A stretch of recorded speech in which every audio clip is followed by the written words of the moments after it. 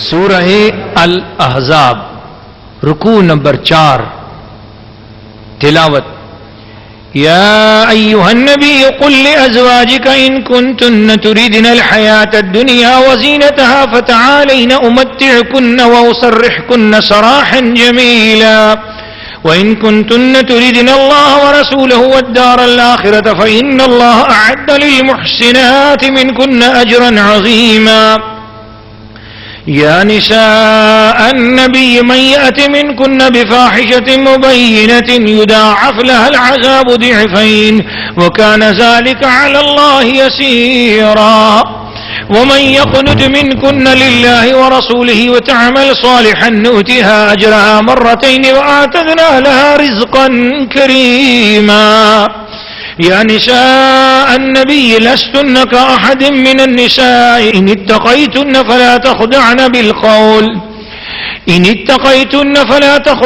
بالقول فيطمع الذي في قلبه مرض وقلن قولا معروفا وقرن في بيوتكن ولا تبرجن تبرج الجاهلية الأولى وأقمن الصلاة وآتينا الزكاة وأطعنا الله ورسوله إنما يريد الله ليذهب عنكم الرجس أهل البيت ويطهركم تطهيرا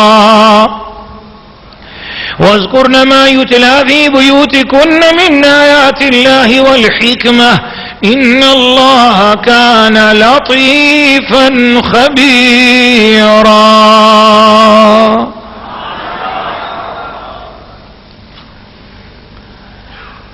سورہ الاحزاب رکوع نمبر 4 ترجمہ کنز الایمان.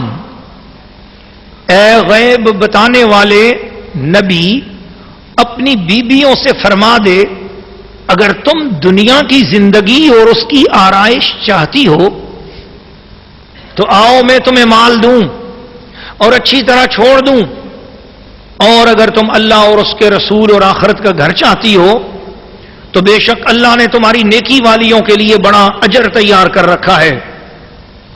اے نبی کی بیویوں، جو تم میں سری حیا کے خلاف کوئی جرت کرے اس پر اوروں سے دونا عذاب ہوگا، اور یہ اللہ کو آسان ہے.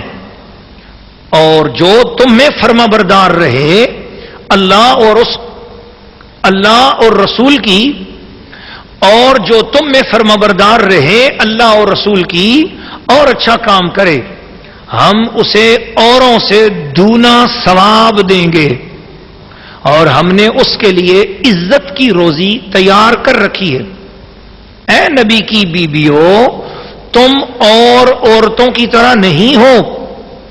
اگر اللہ سے ڈرو تو بات میں ایسی نرمی نہ کرو کہ دل کا روگی کچھ لالچ کرے. ہاں، اچھی بات کہو اور اپنے گھروں میں ٹھہری رہو اور بے پردہ نہ رہو جیسے اگلی جاہلیت کی بے پردگی.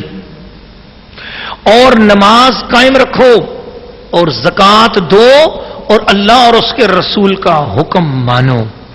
اللہ تو یہی چاہتا ہے اے نبی کے گھر والوں کہ تم سے ہر ناپاکی دور فرما دے اور تمہیں پاک کر کے خوب ستھرا کر دے. اور یاد کرو جو تمہارے گھروں میں پڑھی جاتی ہیں اللہ کی آیتیں اور حکمت، بے شک اللہ ہر باریکی جانتا خبردار ہے. سورہ الاحزاب رکوع نمبر 4 تفسیر. اللہ تعالیٰ کے پاک کلام کو عقیدت اور محبت سے سننے والے ناظرین و ناظرات، اس رکوع کی ابتدائی آیات کے شان نزول میں مفسرین کرام نے بہت ساری روایات لکھی ہیں. میں ان کا خلاصہ آپ کے سامنے رکھتا ہوں.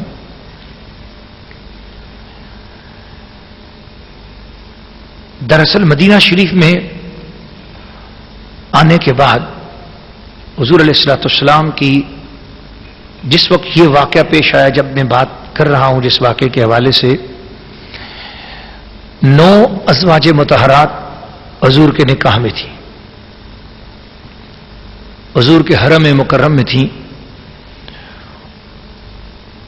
اور فتوحات کا سلسلہ شروع ہو چکا تھا، مال غنیمت آنے لگ گیا تھا، اور مال غنیمت جب آتا تو رسول پاک صلی اللہ علیہ وسلم مسجد کے اندر ہی اس کا ڈھیر لگاتے، اس میں سے کوئی چیز گھر نہ لے کے جاتے، وہیں پر کھڑے کھڑے آقا دو جہاں سارے مدینے کے غریبوں کو بلاتے، شہداء کے ورثاء کو بلاتے، اور سب میں تقسیم ہو جاتا، گھر کے لیے حضور کچھ بھی نہ لاتے۔ ایسا ایک نہیں کئی بار ہوا۔ پھر جب وہ مال غنیمت جب صحابہ کرام کے گھروں میں جانے لگا تو اس سے صحابہ کرام، غریب بچے، غریب لوگ، مہاجرین، انصار آسودہ حال ہو گئے، حالات اچھے ہو گئے۔ جب حالات اچھے ہو گئے تو صحابہ کرام کی خواتین، عورتیں حضور صلی اللہ علیہ وسلم کی ازواج مطہرات کو ملنے آتی۔ اب صاف ظاہر ہے پہلے بھی ملتی تھیں تو ان کے کپڑے وہی پرانے ہوتے تھے، وہی ماحول تھا جیسا تھا، لیکن اب جب حالات اچھے ہو گئے، حضور کے ہاتھوں سے ان کو مال غنیمت ملا، اب وہ جب حالات اچھے ہو گئے ان کے، تو اب وہ اچھے اچھے کپڑے پہن کے آتی اور ملتی، تو حضور علیہ الصلوۃ والسلام کی ازواج مطہرات بھی بتقاضۂ بشریت دل میں سوچتی ہیں کہ ہمارے غلاموں کے گھروں میں اتنے اچھے حالات ہو گئے ہیں، ہمارے در پہ پلنے والوں کے حالات اتنے اچھے ہو گئے ہیں، مگر ہمارے گھر میں وہی اختیاری فقر والا معاملہ ہے۔ تو ان کے دل میں بھی بتقاضۂ بشریت یہ خیال آ گیا اور یہ آرزو آ گئی کہ ہم حضور سے عرض کریں کہ یا رسول اللہ کچھ ہمارے حالات بھی اچھے ہو جائیں، کوئی ہم بھی ذرا دنیاوی طور پر نعمتیں برتیں۔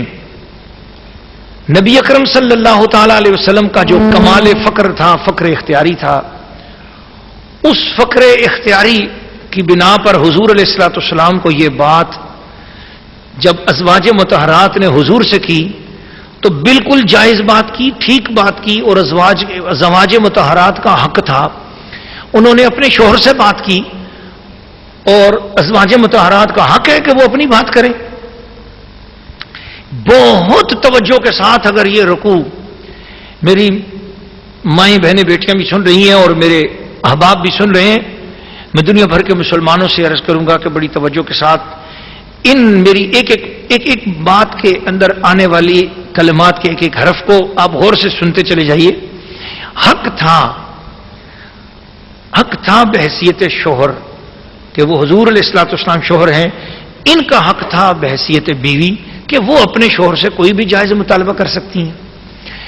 پیچھے میں آپ کو بتا کے آ چکا ہوں کہ جن کا رشتہ تھا حضور کے ساتھ انہوں نے اپنا رشتہ پیچھے کر دیا، حضور کو آقا سمجھا، خود کو غلام جانا، اپنا رشتہ ظاہر نہیں کیا۔ حضرت ابو بکر صدیق کا رشتہ، حضرت عمر فاروق کا رشتہ، حضرت عثمان، حضرت علی المرتضیٰ جو رشتے حضور کے ساتھ جو ان کی رشتہ داری لگتی ہے، کبھی اس رشتہ داری کا ذکر نہیں کیا، بس ہمیشہ یہی کہا کہ ہم حضور کے غلام ہیں۔ اب یہاں ایک اور بہت بڑے اہم مسئلے پر گفتگو ہو رہی ہے کہ ازواج مطہرات بحیثیت ازواج، بحیثیت زوجہ ان کا حق بنتا تھا کہ وہ اپنی جو بھی ضرورت ہے وہ اپنے شوہر سے اس کا تذکرہ کریں۔ تو حضور علیہ الصلوۃ والسلام سے انہوں نے تذکرہ کیا کہ حضور کچھ حالات ہمارے اچھے ہو جائیں۔ اس حق کو اللہ بھی قبول کر لیتا۔ ایک شاعر نے بڑی خوبصورت بات کہی، وہ میں یہاں پر ضرور عرض کرتا ہوں، اللہ بھی قبول کر لیتا اگر حضور قبول کر لیتے، مگر میں نے فانی ڈوبتے دیکھی ہے نبض کائنات، میں نے فانی ڈوبتے دیکھی ہے نبض کائنات، جب مزاج یار کچھ برہم نظر آیا، جب مزاج یار کچھ برہم نظر آیا۔ انہوں نے عرض کیا حضور آپ کے در اقدس سے ہم چاہتے ہیں کہ کچھ حالات ظاہری طور پر اچھے ہو جائیں، کچھ ہمیں جیسے صحابہ کرام کی ازواج کے اوپر کرم ہے، آپ کے غلاموں کی ازواج پہ کرم ہے، کچھ کرم ہم پر بھی ہو جائے۔ بس یہ بات سننی تھی۔ آقا علیہ الصلوۃ والسلام کی طبیعت مبارکہ پہ اس چیز کا بوجھ آ گیا، قلب انور پہ بوجھ آ گیا کہ فقر مصطفیٰ، فقر محمدی کے ساتھ رہنے والوں کا یہ تقاضا نہیں کہ ان کے دل میں یہ ذرا سی خواہش بھی ابھرے. یہ بڑے اونچے درجے کی بات ہے. پتہ نہیں اس کو سمجھنے کے لیے بھی بہت اونچی سوچ چاہیے کہ حضور علیہ الصلوۃ والسلام کا مزاج لطیف ایسا تھا اور فخر محمدی کی یہ شان تھی کہ وہ خود نہیں چاہتے تھے کہ میں اپنی ذات کے لیے کچھ مانگوں اور وہ بھی دنیا کی چیز اور دنیا کی ترقی. اس بنا پر حضور علیہ الصلوۃ والسلام کے قلب اقدس پہ ملال آیا کہ انہوں نے کیوں ایسا مطالبہ کیا. بس یہ ملال آنے کی دیر تھی اور قرآن مجید کی یہ آیات اتری اور اللہ پاک نے ارشاد فرمایا کہ اے محبوب یا ایھا النبی قل لازواجک، محبوب آپ ملال کیوں کرتے ہیں؟ سب ازواج سے کہہ دیجئے ان کنتن تردن الحیات الدنیا، جو دنیا کی نعمت چاہتی ہیں یہ وزینتہا، جو اس دنیا کی آرائش چاہتی ہیں یہ مطالبہ کریں، یہ بتائیں فتعالین، آ جائیں محبوب تیرے دروازے پر، یہ دنیا کی جو نعمت چاہیں. اے محبوب تجھے تو میں نے ساری کائنات کے خزانوں کا مالک بنایا ہوا ہے نا. ان کو کہو کہ سب دنیا کی جو تمہاری خواہش ہے، جو جو کچھ مانگ سکتی ہو مانگو، لسٹ بناؤ، آ جاؤ. امتعکن، میں تمہیں ہر دنیا کی نعمت سے سرفراز کر دوں گا، سب کچھ دے دوں گا، پر وَأُسَرِّحْكُنَّ سَرَاحًا جَمِيلًا، لیکن اس کے بعد تمہارا میرے ساتھ خاوند بیوی والا تعلق ختم ہو جائے گا.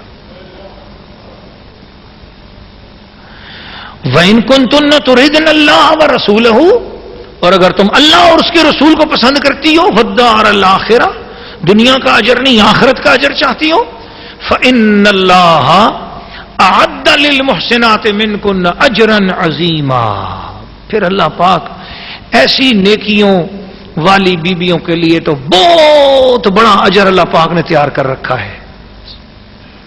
اس کو کہتے ہیں آیت تخییر. مفسرین کرام لکھتے ہیں یہ آیت نازل ہوئی، ازواج مطہرات کو اختیار دیا گیا کہ چاہیں تو حضور کو اختیار کریں، چاہیں تو دنیا کی دولت مانگ لیں. اس وقت حضور کی 9 بیبیاں تھیں، 5 قریشیہ، حضرت عائشہ بنت ابی بکر صدیق رضی اللہ تعالی عنہما، حضرت حفصہ بنت فاروق رضی اللہ تعالی عنہما، حضرت ام حبیبہ بنت ابی سفیان رضی اللہ تعالی عنہا، حضرت ام سلمہ بنت ابی امیہ رضی اللہ تعالی عنہا، سودا بنت زمعہ رضی اللہ تعالی عنہا. یہ 5 قریش کے قبیلے سے تعلق رکھنے والی قریشیہ تھیں، اور 4 غیر قریشیہ تھیں. نمبر 1 زینب بنت جہش اسدیہ رضی اللہ تعالی عنہا، ام المومنین ہماری ماں ہے نا، آپ سب بھی پڑھتے جائیں رضی اللہ تعالی عنہا، ادب ہے یہ. حضرت میمونہ بنت حارث ہلالیہ رضی اللہ تعالی عنہا، حضرت صفیہ بنت حی بن اخطب رضی اللہ تعالی عنہا خیبریہ، اور جویریہ بنت حارث مستلقیہ رضی اللہ تعالی عنہن. نبی پاک علیہ الصلوۃ والسلام نے یہ آیات سب سے پہلے حضرت عائشہ صدیقہ رضی اللہ تعالی عنہا کو سنائی، اختیار دیا اور فرمایا جلدی نہ کرو، جاؤ اپنے والدین سے مشورہ کرو، جو رائے ہو اس پر عمل کرو. حضرت عائشہ صدیقہ رضی اللہ تعالی عنہا کی آنکھوں میں آنسو آ گئے اور اسی وقت روتے ہوئے عرض کیا یا رسول اللہ، دنیا کی جو بھی ہم بات کرنا چاہ رہی تھی وہ تو آپ کے زیر سایہ رہ کر چاہتی تھی. سرکار اگر آپ ہی نہ رہیں گے تو دنیا کو لے کر ہم نے کیا کرنا ہے؟ ہم تو آپ کے قدموں میں رہ کر کوئی بات کرنا چاہ رہی تھی، اور اب اگر آپ کو منظور نہیں ہے حضور، سوکھے ٹکڑے قبول ہیں، پھٹے کپڑے قبول ہیں، لیکن در مصطفیٰ سے جدا ہونا قبول نہیں ہے. اور حضور آپ فرما رہے ہیں کہ میں والد سے مشورہ کروں. سرکار یہ مشورہ کی بات ہے، حضور میں بغیر مشورے کے یہ کہتی ہوں کہ سرکار ہمیں صرف آپ کا دامن قبول ہے، بس جیسے بھی ہیں پھر ہم آپ کے پاس، اب زندگی بھر کبھی مطالبہ نہیں کریں گے، حضور ہمیں اپنے سے جدا نہ کریں، ہم آپ کے پاس رہتے. بس اس کے بعد دیگر ازواج کو پیغام پہنچا تو انہوں نے سب ازواج نے کہا کہ ام المومنین حضرت عائشہ صدیقہ نے کیا جواب دیا. ہر ایک نے پوچھا سب کو بتایا گیا کہ حضرت عائشہ صدیقہ نے یہ جواب دیا. سب نے کہا ہمارا بھی وہی جواب ہے جو عائشہ صدیقہ کا جواب ہے. اے اللہ کرو رحمت نازل فرما سیدہ عائشہ صدیقہ رضی اللہ تعالی عنہا پر. آج کچھ لوگ دریدہ دہن بدتمیز اور بے ادب اور بے حیا سوچوں والے لوگ اٹھ کر ازواج مطہرات کی ہستیوں پر ان آیات کو سامنے رکھ کر کچھ اور سوخیانہ جملے اور حملے کستے ہیں. انہیں غیرت کرنی چاہیے. دراصل ان آیات کے ذریعے اللہ پاک ان ہستیوں کی محبت رسول بتا رہا ہے کہ باوجود فقر کے، باوجود ضرورت کے، باوجود احتیاج کے، باوجود حق رکھنے کے بھی انہوں نے جب حضور صلی اللہ تعالی علیہ وسلم سے تخییر کی بات سنی، اختیار کرنے کی بات سنی. ایک طرف ساری دنیا کی نعمتیں ہیں، ایک طرف دامن مصطفیٰ ہے مگر اس کے ساتھ فقیری ہے. انہوں نے دنیا کی آسائشیں ٹھکرا دی اور دامن مصطفیٰ اور فقیری کو قبول کر لیا. یہ تو ازواج مطہرات کی کمال عظمت ہے. لیکن ایک یہاں پر بات کرنا چاہ رہا تھا، عظمت مصطفیٰ بھی تو دیکھو کہ جن ازواج مطہرات کا حق تھا اور جو بات کرنا چاہ رہی تھیں وہ بحیثیت بیوی حق تھی، چونکہ حضور کو پسند نہ آئی اللہ پاک نے بھی وہ حق واپس لے لیا. اللہ نے فرمایا جیسے میرا محبوب کہہ رہا ہے وہی بات ہوگی. اس لیے کوئی امتی اور کوئی شخص اور کسی قانون کو بھی یہ نہ سوچے کہ قانون یوں ہے اور حضور ایسے کریں. نہ، تو کون ہوتا ہے اور تیرے قانون کیا ہیں؟ قانون وہ ہے کہ تمہارے منہ سے جو بات نکلی وہ ہو کے رہی. قانون میرے مصطفیٰ کی ہاں ہے اور قانون میرے مصطفیٰ کی نہ ہے. کون ہے جو قانون بنا کر حضور کی بارگاہ میں لے کے آئے گا؟ نہ، یہاں قانون سارے کے سارے تو حضور کی مرضیوں پر ہیں. اللہ پاک تو قرآن میں فرماتا ہے کہ اے محبوب ہم آپ کے چہرے کو دیکھتے رہتے ہیں. قد نرا تقلب وجهك في السماء. محبوب قبلے کا کیا معاملہ ہوا؟ محبوب ہم کیا ہیں؟ بیت المقدس ہے یا کعبہ ہے؟ نہ تو میں کعبے کا محتاج ہوں نہ میں بیت المقدس کا محتاج ہوں. میں تو سمتوں کا محتاج ہی نہیں ہوں. میں تو پہلے کہہ چکا ہوں اینما تولوا فثم وجہ اللہ.